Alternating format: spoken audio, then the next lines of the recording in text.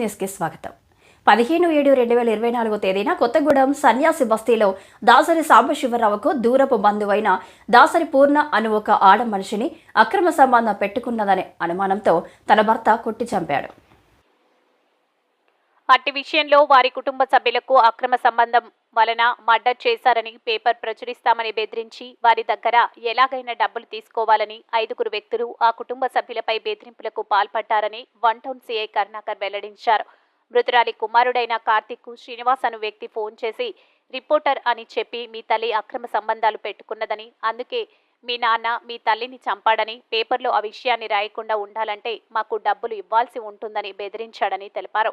ఆ తర్వాత మళ్లీ ఫోన్ చేసి మా మనుషులు మీ ఇంటికి వచ్చి మిగిలిన విషయాలు మాట్లాడతారని చెప్పి ఫోన్ పెట్టేసినాడు.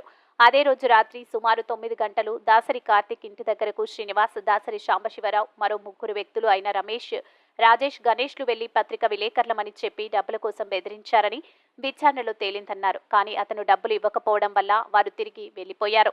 అనంతరం బాధితుడు ఇచ్చిన ఫిర్యాదు మేరకు వీరు 5 కేసు నమోదు చేయడం జరిగిందని తెలిపారు.